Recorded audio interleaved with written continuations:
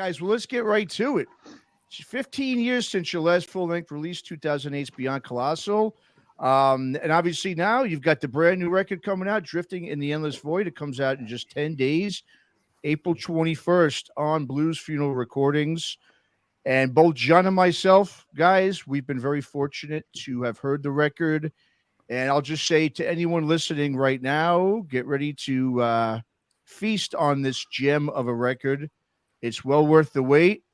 When I first heard the first track, Mutation Transformation, I just knew after the first couple of measures of that song that this was going to be a special record. So, guys, I guess the first question I have is, what most fans of the band... Why did it take so long? Why did it take so long? You knew it. Go ahead. Yeah. You read my mind. So, all right, Fredrik, you start us out, man. Go for it. Why did it take so long? I really don't know, but I know why we might begin. Okay, yeah. Why did you guys come back after 15 years? Well, I don't know. The time felt right a little bit. COVID happened, and I don't know. We got bored. I don't know. Just felt right. Yeah. And Yeah. Re-releases, right? Yeah, but I'm not sure those count. I don't count them because there was no effort really to put them out. So sure. Mm-hmm. Yeah. Sure. Yeah. But we did a bunch of festival shows. We did a bunch of festival shows.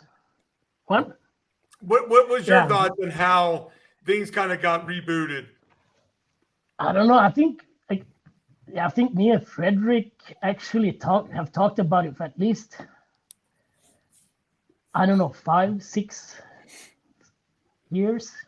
Yeah. And then it took some time, and then it took some time, and then COVID happened, and then it was okay. Greenleaf is not going on tour. We don't have any shows, so let's do this. Let's try to write 1 or 2 songs, and let's see what happens. Mm-hmm. Greenleaf put out a record, and then COVID happened, and then I guess you were supposed to be touring actually during that time, and I think it's not a lot of crap going on here, so maybe then he just sent a text to everyone. What do you say, guys? Do you want to try this? Because it's not an easy question, because there's a lot of it takes a lot of effort to put out a record. It's just let's do it. No, but it takes 2 years approximately, so it's not an easy yes and no question. So I just asked the guys if they want to do it, and they wanted to do it, and so everyone was happy. All right. Yeah, but we decided at first to write a couple of songs. You remember that? Yeah. We just get together and see what happened. So because it's been a long time since we did anything. So yes. So how was that when you guys first got together and started jamming and writing again? Did you guys click instantly like it was yesterday, or did it take some time to kind of get back into the groove to, where you left off before the band went on hiatus? Well, it kind of it didn't say click and then off we went, because at first we really didn't have a sense of direction where we were going. Okay. But I made, during that whole process, I made some home demos, and once of those home demos worked, I think we felt like we had like a thread we could keep going. Right. So, because we had a sense of direction after that one. It was missing 13 if anyone asks the questions, but yeah. Okay. After that one, it was like felt like we had something going. It felt like we could get a full length going here. Well, first off, I want to tell you guys, it's an incredibly good album. It's going to be on many people's end of the year list. I'm forecasting that now. It's firmly in my early list, which, we're talking about end of the year list now. But it's that strong. Just like Tommi's last album, Greenleaf, which finished my top 3 for the year. And I'm going to parlay all that great stuff into the writing process. And how is this different for you, Tommi, being that you're probably how much are you involved with the Greenleaf writing and structuring versus Dozer? It's we kind of write the same way with both bands, with Greenleaf and Dozer. One guy comes with a riff, and then we just jam on it together until it, turns into a song. That's pretty much how we do it most of the time. Okay, this time around, Fredrik had more home demos that he came with. It was complete songs, but we mostly, I think we used like bits and pieces from your songs, and then we turned it into something else, and we, worked on things that way. They were more like tinder, so to speak, like not actual wood pieces, like right, tiny. Yeah, but you got to start somewhere, right? Something. Yeah, you got to start somewhere. For some of us who aren't musicians, this stuff is fascinating. That you folks who are so artistic are able to kind of put this together and collaborate and have this vision. So it's amazing. And Tommi, you're, for me, for bang for the buck, one of the best guitarists out there on just really the riffs and the ability to make things sound good, your tone. I mean, it's not for this interview that I'm saying this. I've said this over and over online and in shows. I really admire your style, Tommi. You're the man. Cool. Thank you very much. and Fredrik, it's so good to hear you singing and screaming again. What were you doing, Fredrik, during this time where Dozer was kind of dormant? What were you doing musically during this time? Anything?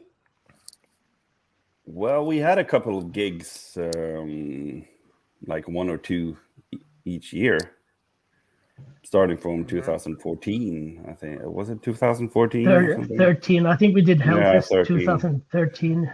So kind of had to keep the machinery a little bit going, and then I formed a hobby band on the side as well, Ambassadors of the Sun, and that went on for a couple of years as well. But what was the name of the band? Sorry, Ambassadors of the Sun. It's called.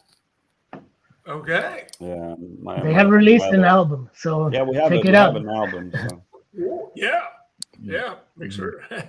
So, Tommi, question for you real quick. I mean, now going back to doing Dozer stuff, obviously song structure-wise, obviously much different. Less jamming, less freelancing, more structured with Dozer, obviously, than with Greenleaf.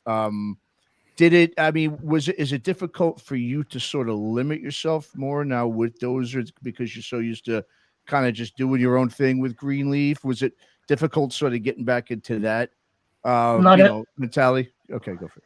Not at all. No, okay. It actually felt good to have another guitar player there because I've been playing just one guitar with Greenleaf for since 2013 or something. Mm. And then finally having Fredrik there again playing guitar, that felt you can. It's two different disturbing shit. No, it's two Greenleaf and those are two different things in that way. But I could really feel that with 2 guitars you can make it even heavier. Mm-hmm. So that felt good. And working with Fredrik it's always been easy. We come along just fine. We've been friends since we were kids. So I have a very feminine guitar, but yeah. Very cool. Nice. How old were you all when you first started Dozer? We started Dozer in 95, so 20. 20, around 20. But me and Fredrik, we played for a couple of years before that. Yeah, just playing around. Yeah. Yeah, trying to figure out what we wanted to do. We were 17, 18 or something. Yeah. Wow. Wow. Yeah, very cool. Well, one of the greatest things too about seeing you guys now, the band, back together after so long is, as I mentioned at the beginning of the interview, I mean, Dozer is one of the godfathers of the stoner rock genre. I mean, you guys were doing this way before, all these bands are doing it now. And this music was very underground. Now obviously it's grown so much, this scene. It is obviously, compared to when you guys were starting out, it's night and day. I mean, you've got festivals all over the world now. It's really such a global scene everywhere. And so, I mean, for you guys now, I mean, over the years, as you're watching the scene grow and grow, obviously, Tommi, being a part of it with Greenleaf too, and it's getting bigger and bigger.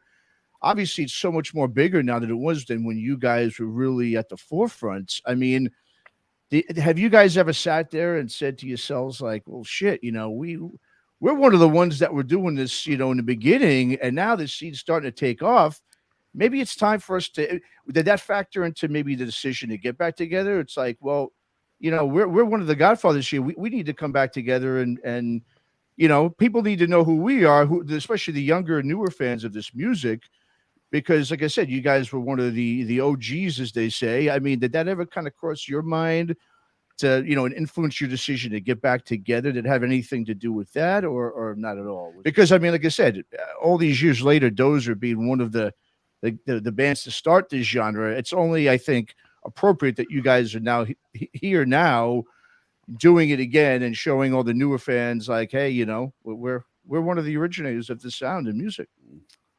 I think you want to answer, Tommi? Yeah, I think I have a good answer for this, because like you said, when we started touring, it wasn't the same thing that it is nowadays, the whole stoner rock scene. Mm-hmm. I don't know. I think, all the festivals, especially in Europe, all the Desert Fests and Up in Smoke and whatever festivals we have here have made it, especially Desert Fest, have made it bigger. The whole scene has grown a lot here compared to the early 2000s. Mm-hmm. And then, of course, when it got bigger, we started to get offers for Dozer we played. Did we play Desert Fest in 2014 or 13 or? I think that 14.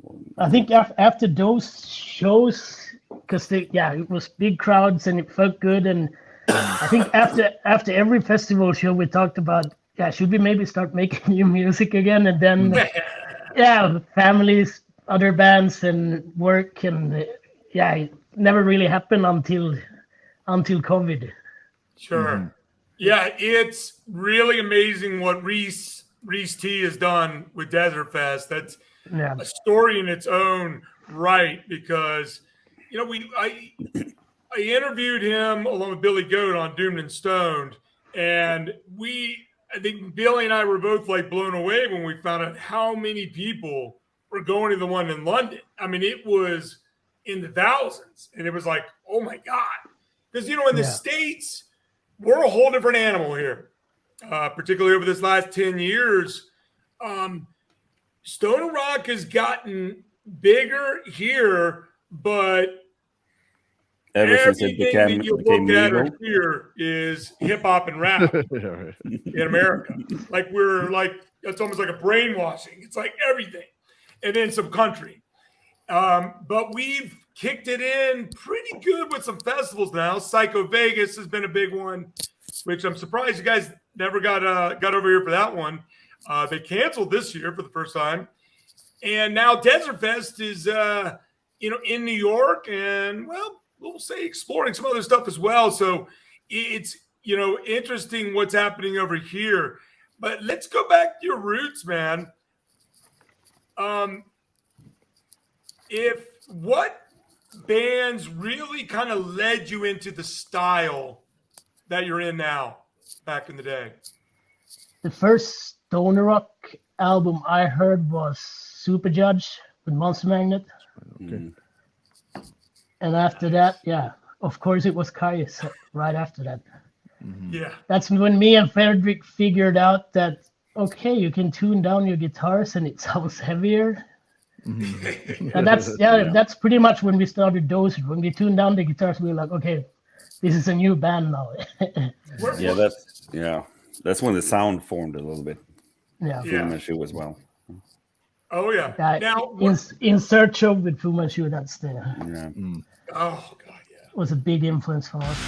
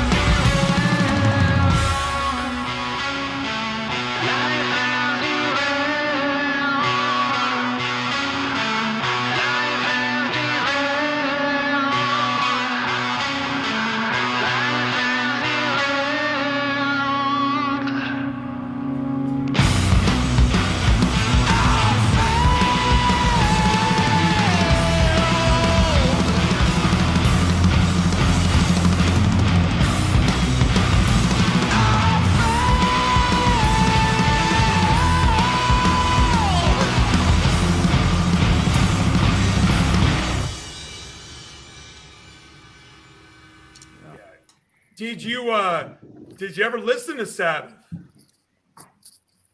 to? Black Sabbath.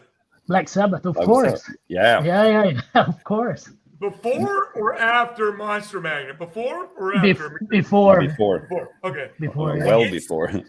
Yeah. Well, what's interesting is we only get what's fed to us or available to us. We don't all have brothers and sisters and all that. So there's an interesting order at times. We're finding a lot of people that are getting into this kind of music having a clue that this even exists. And so it really makes things interesting along the way. Sometimes people go in reverse order and they find out about Black Sabbath after listening to this stuff. It's really odd.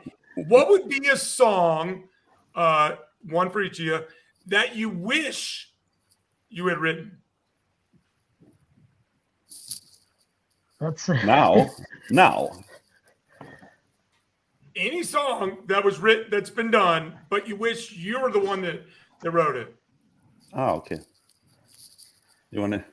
Depends. You want to write a song, Tommy? It depends on maybe if I want to be a millionaire, if I wanted to be a millionaire, or if I just want to be a good songwriter. Let's see.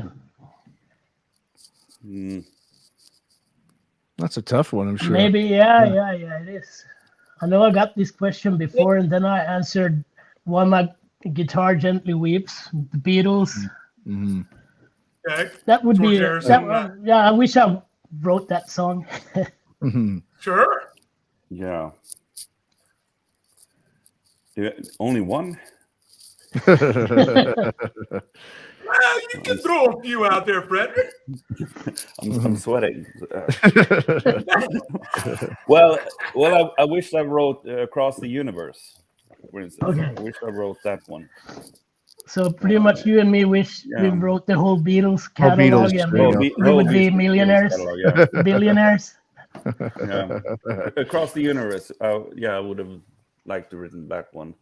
But more contemporary 90s. I'm still very much into the 90s. So 4th of July with Soundgarden would have been nice. Oh, yeah, Rusty Cage. Yeah. But before there were Dozer, we were in the rehearsal phase, me and Tommy and this other guy called Magnus, and one of the songs we actually played was a Danzig song. Oh wow!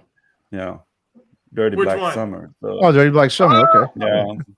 Very cool. Yeah, we took turns singing. Guitar. Yeah, Dude, we took turns singing.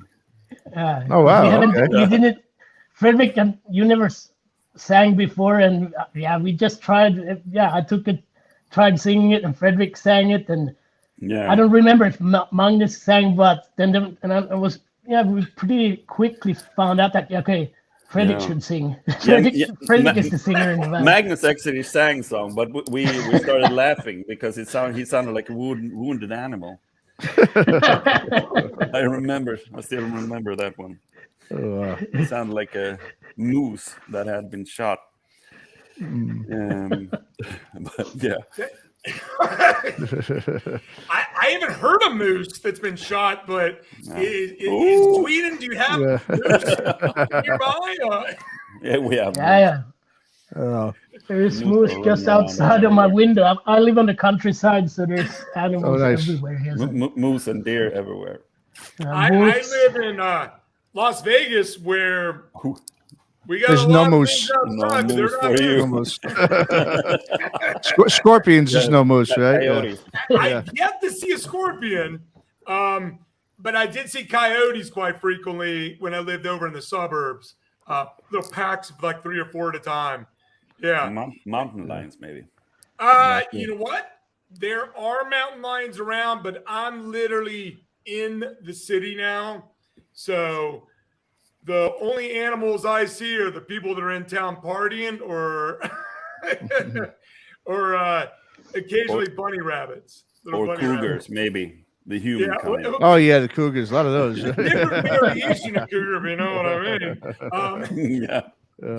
It's fascinating you guys brought up 90s because Matt and I talk about this a lot, that we're seeing more and more this kind of melding and continuation of 90s influence on the stoner and heavy rock scene, you know, where it's not everything is the stereotype, which is a bad stereotype, honestly, not even an honest stereotype anymore, that all stoner rock is Black Sabbath or Sleep or whatever, or Caius. It's way more varied than that.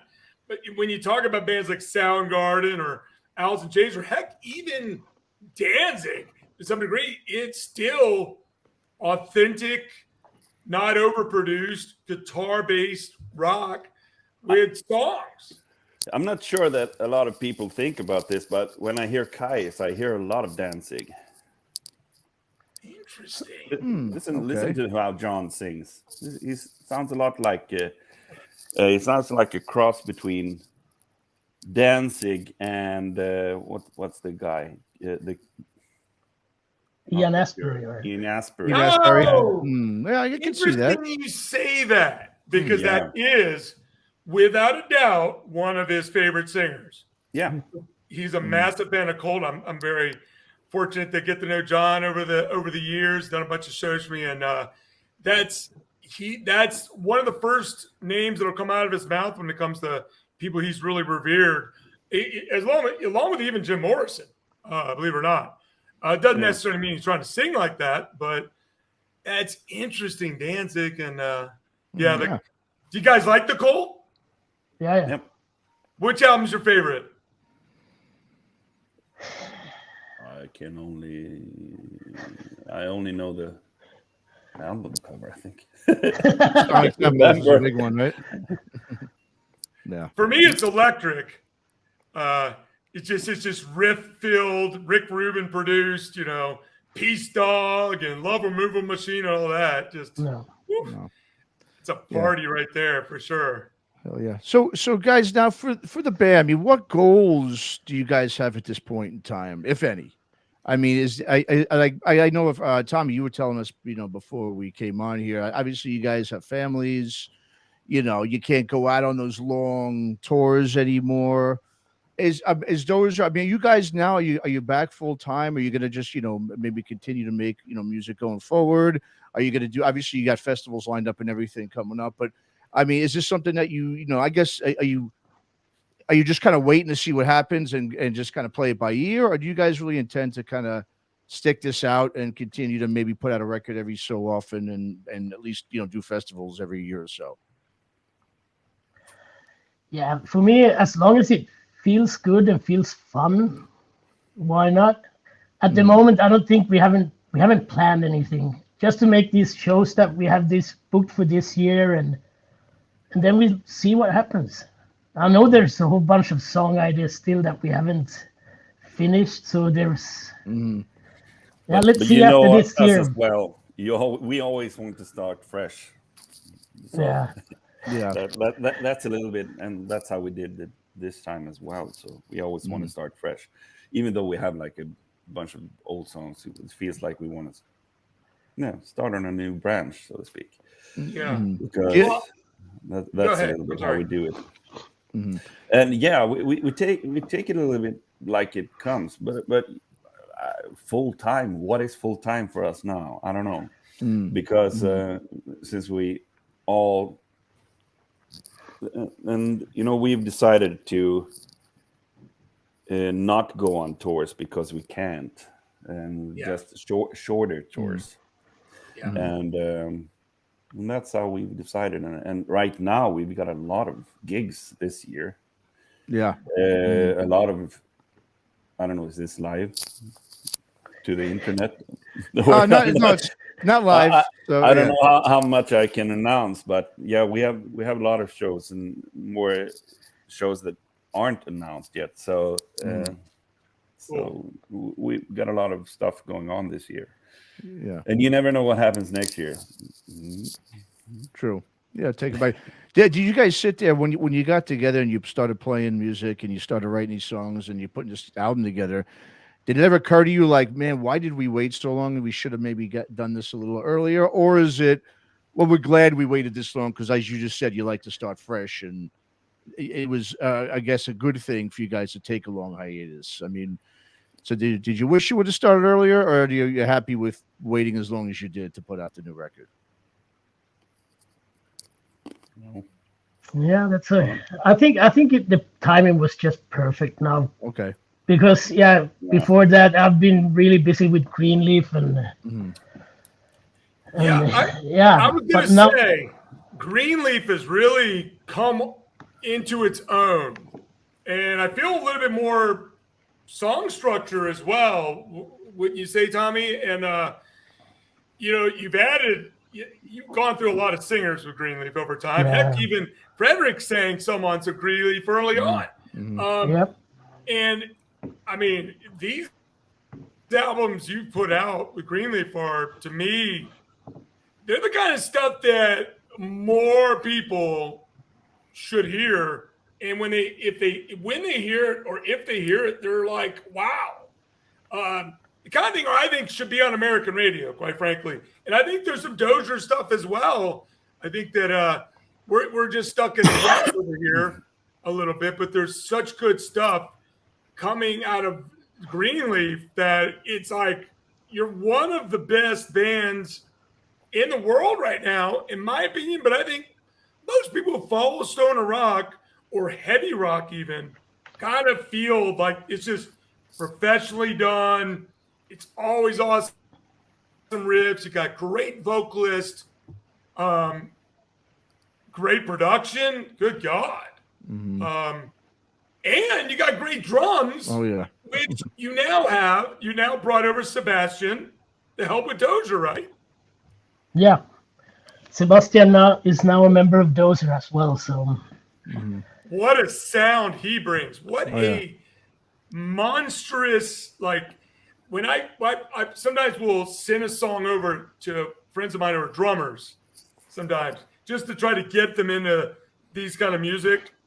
And that's the thing they'll bring up pretty quick, is hearing that tone along the way. Yeah. Who did you have produce this album? Carl Daniel. The same guy have recorded the past, 5 Greenleaf album as well. Yeah. And it helps that he's a drummer as well. He was the drummer on Through the Eyes of Heathens. He was in Dozer for a while as well. Right.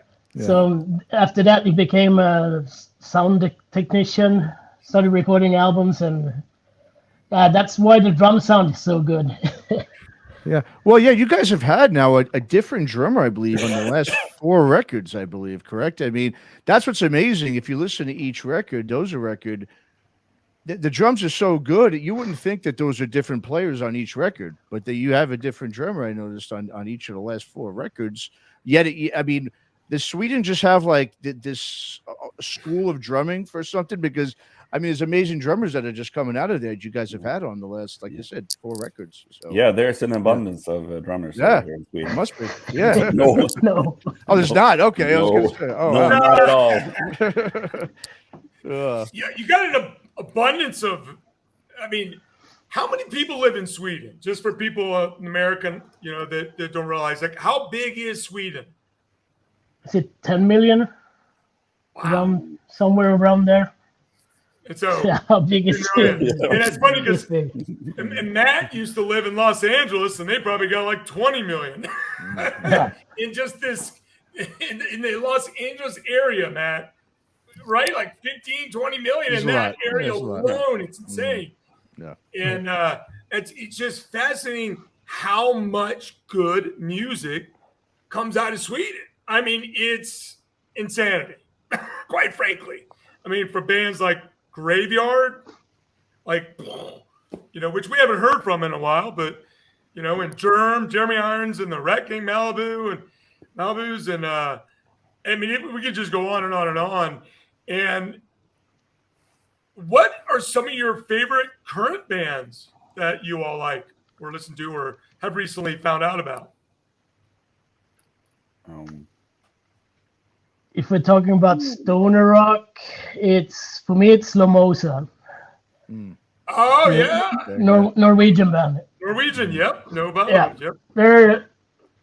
They write. I think the music is. Yeah, it's classic stoner rock. but it's a little bit more melodic and the vocals a little bit different, and It is. and they're It fun is. to drink beer. They're fun guys and girl to drink beer with. So Very nice. Yeah. That's right. They're from Norway, which has an excellent scene, a really growing scene also. I mean, gosh, a band I helped get over to Ripple, Wolfnot, and they got a new album coming out. They're from there, and I think they're probably a cool one if you haven't checked out before. And Sweden, a really good young band that's just amazing. And the guy's got pipes. It's a band called Tidal Wave. Check them out if you haven't. And Fredrik, you got to check this guy out. These guys are young. Like they're in their 20s. And man's got pipes and they bring the riffs. It gives, for us as fans, we love hearing good stuff from our lifelong bands like Dozer and Greenleaf and, Queen's Stone Age or whoever. But we also know the bloodline's got to continue. And so new bands like Slow Mosa and Tidal Wave, that's thank God for them. And we gotta help them out along the way. Fredrik, what about you, man? Do you listen to rock and roll at all? Are you more listen to symphonies and opera, or what's going on? Well, I always, I don't know, we call it snow in. We were like ultra focused on one artist at the same time. And right now it's Chris Stapleton for some reason. Oh, wow. I'm a little bit focused on. Yeah. A little bit far-fetched from Stone Rock, I know, but yeah. But he's got a little rock. He's got some rock tinge. He can. Yeah, he's got a really. He can sing like old school rock and roll. Actually, I think he can sing pretty much anything. But because it's just something about his tone. I like it a lot. He can sing pretty much whatever. And yeah. In Yeah. America, during this like 10 year or so of weirdness, music wise, country has kind of elevated itself with a little more rock to it. So it's made it interesting. They even have guitar solos and stuff, Tommy. If you go back way back in time, that's sure that, But the thing is also with Chris Stapleton, he's got I think he's called In the Room or something, that album is called. And it's some of the songs are just him and the guitar. He just sit there and plays, kind of like singer-songwriter. And it's, those songs those are the songs that I really like. Really. Yeah. Then you can hear how good he is. And Fredrik, are you the principal lyric writer? Lyrics? You write yeah. Yeah. I think I wrote all of the lyrics to this one. yes, you did. Yeah, I think I did Usually the because singer do because I think you have written everything. The vocals at home. That's why pretty much. No, sometimes but previously you pitched in. But after Call It Conspiracy, I haven't written a word. Yeah. It's not my thing.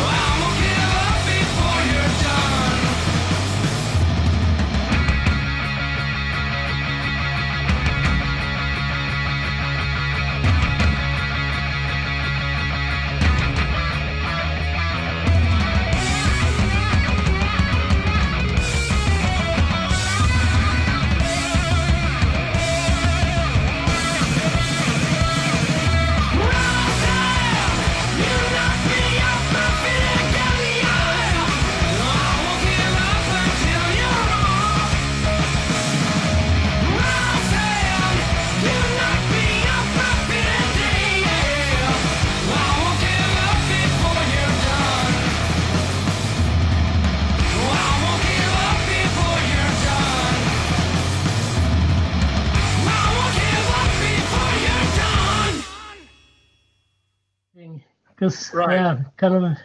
Well, No, it's speaking not of my your thing thing, speaking of your thing, Tommy, I mean, as I praised your guitar playing earlier, who are your early influences, guitarist wise?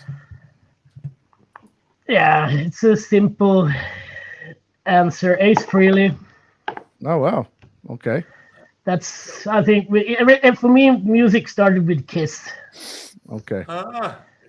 when I was like 8, 9 years old. Mm. Now And you're then making after me wonder that, how old you are.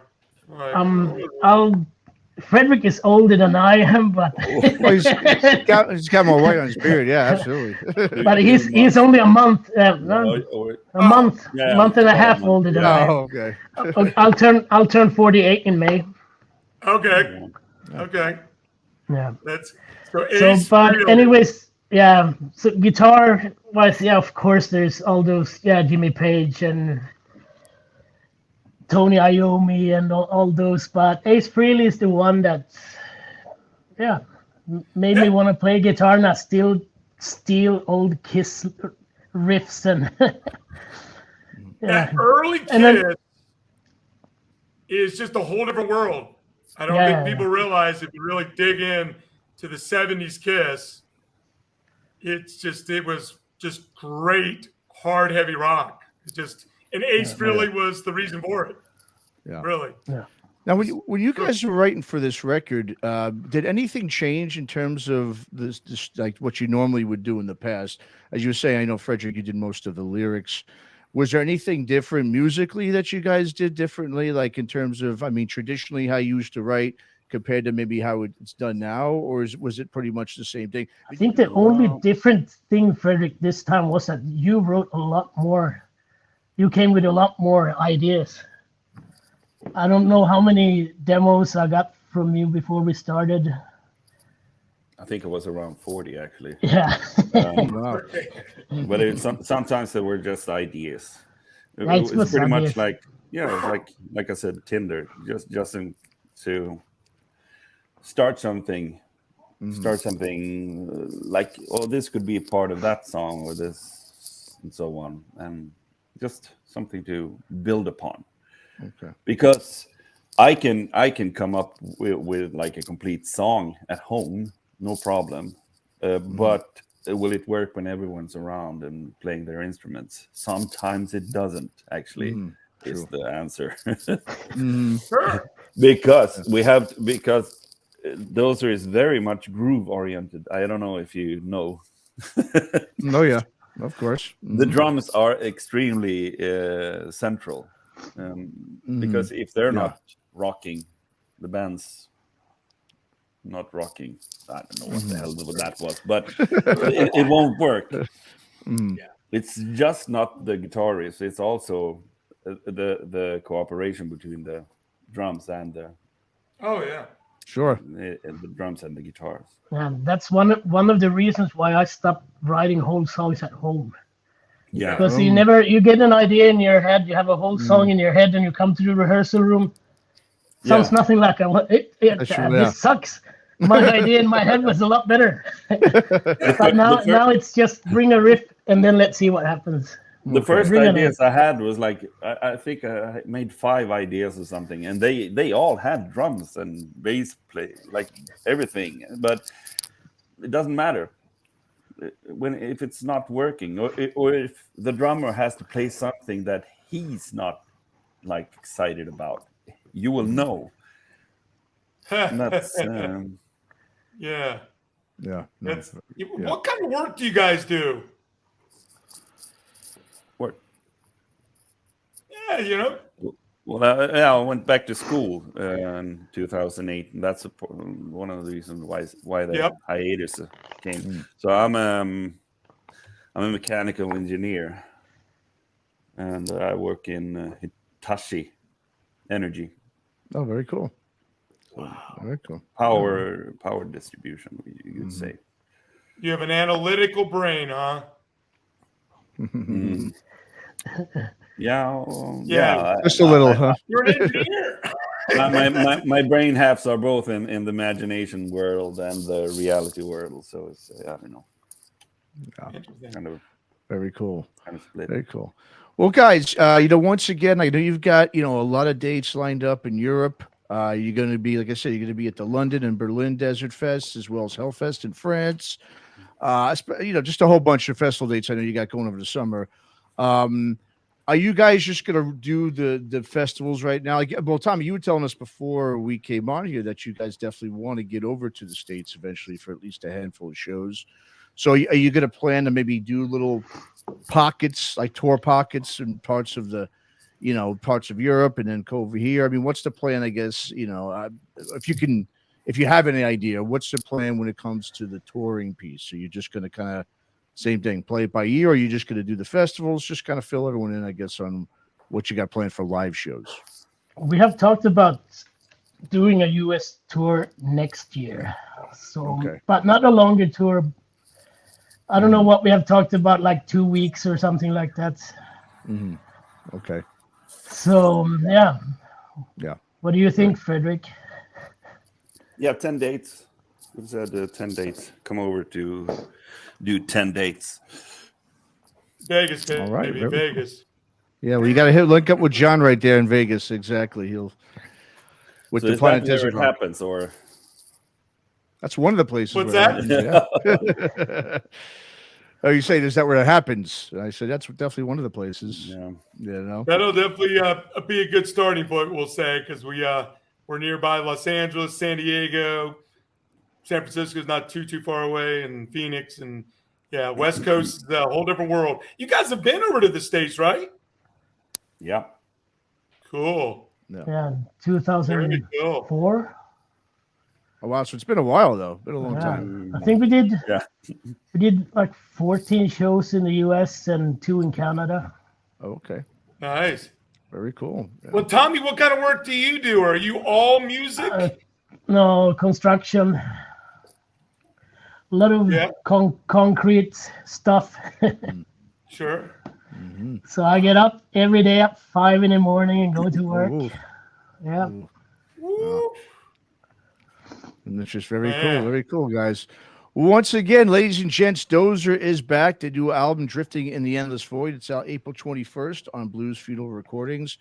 And guys, just go ahead and let our viewers and listeners know where they can, keep up with all the happenings with Dozer and anything that's going on in the future. Where should we send the listeners and viewers? Spotify. You can find us on Spotify. You can find us on Instagram and Facebook. And remember, there's a lot of fake Dozers on Spotify. So, Okay. yeah. What's the official then handle for Dozer on Ooh, that's on a good other ones? question. Well, the best way is to look up a Just look it up, specific yeah. Dozer song, Yeah, and then you you'll can- be able to go into the guess it- band, and then you can follow them or from there, because it is tricky, man. Yeah, There's probably a search for rapper the named album. Dozer. Search for the Yeah. album. Right there, Drifting in the Endless Void. Look for that, everybody. Check it out. It's a great new record. Everyone needs to go ahead and listen to it. And so, guys, thanks so much for coming on. Anything else you want to let anyone else know out there before we wrap this up? Listen to the album. Yeah. Hell yeah. That's good. Good Wow. advice. Listen to the album. Yeah. You're gonna love it. Listen to the album. Buy the album. We worked.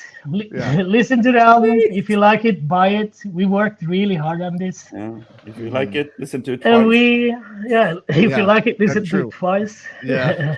How many we are people do proud. that We are, anymore? we are proud of it. So Oh yeah. hopefully you Yeah. guys will like it. Oh, they will. There's no We're doubt. really This- proud of it.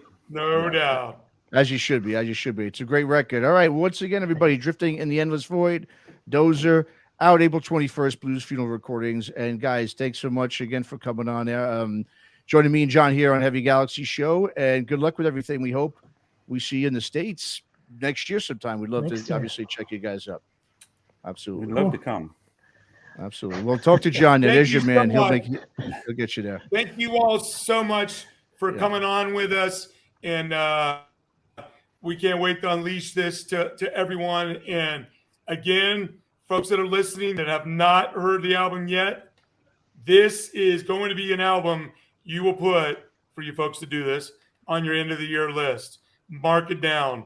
It has all the makings of what you want. It's got stuff that sticks in your brain. It pounds away. It's got riffs, and it's got soaring vocals for Fredrik. It's great to hear Fredrik back out there singing his own little style and then giving it the real emotional push at times as well. He's got some cool vocal effects I noticed here and there. It's just great stuff, guys. So congratulations. Yeah. Thanks. Thanks, guys.